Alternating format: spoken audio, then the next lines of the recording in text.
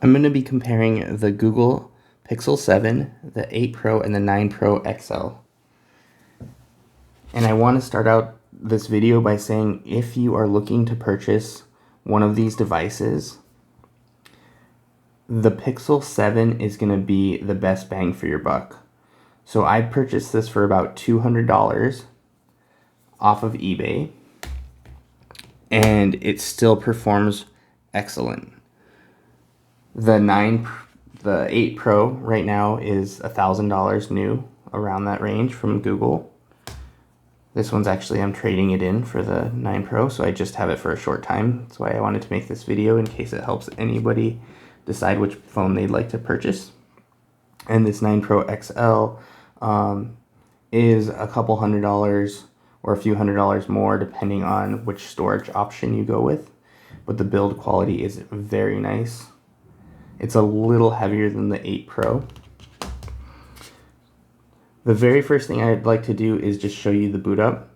I've already given this an attempt, and the 7 actually boots up really quickly, and I don't know if that's just part of it. It kind of is cheating. It has less apps on it, but they all are pretty quick for their boot up.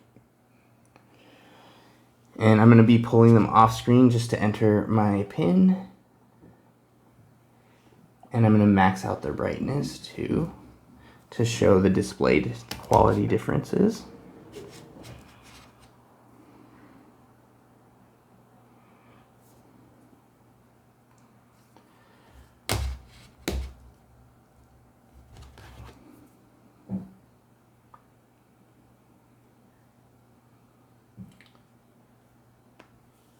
So now they are all at peak brightness, and from the video I think you can tell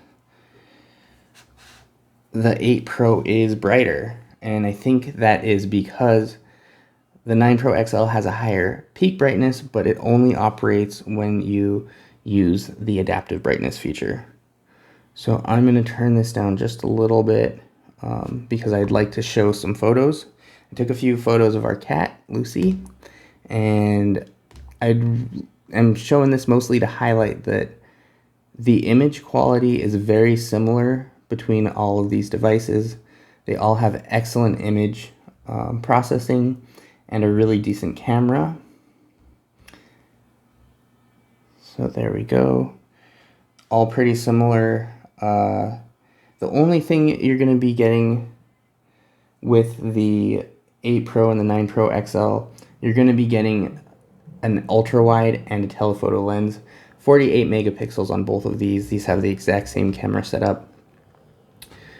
Honestly, if you're not looking for telephoto images and you don't really care about that ultra wide, this phone is excellent. So the image quality for the price between the jump is not, it's kind of negligible. So like, I'd only recommend, paying more for these if that telephoto is really what interests you.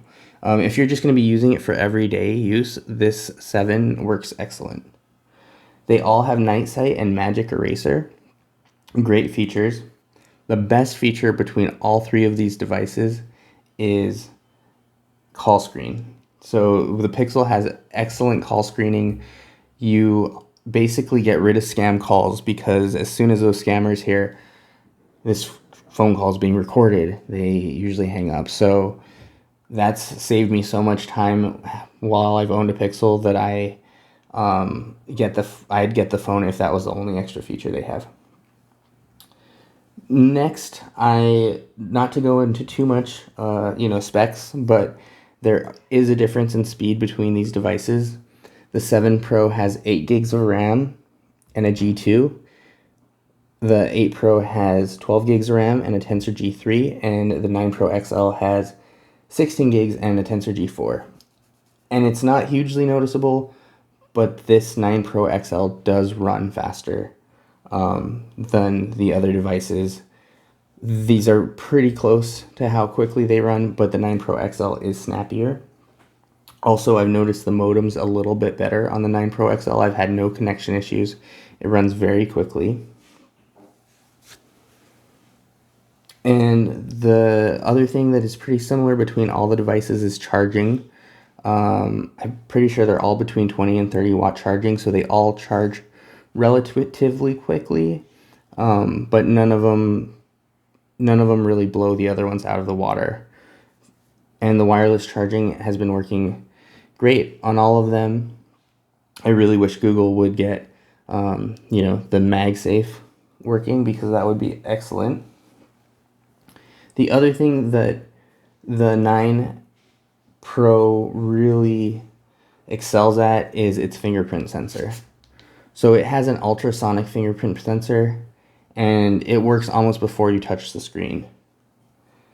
The 8 Pro, I've had some issues with the fingerprint sensor, the optical fingerprint sensor, and surprisingly, in my limited testing, the 7 has worked really well with the optical fingerprint. The other thing that's new in this 9 Pro XL is a vapor chamber. So the phone still gets warm, but it kind of spreads the heat out, so you don't feel it right on the back of the phone. I don't think that's a huge issue, because I've had very limited heating issues with the phones. I've never had to turn them off due to overheating. And the last thing I want to talk about is a silly addition that Google's made to the phones. I don't know. I guess I kind of like it, but there is a temperature sensor in the 8 Pro and the 9 Pro XL. And, you can take the temp of objects or yourself, and I think they've done this to tie it in with Fitbit.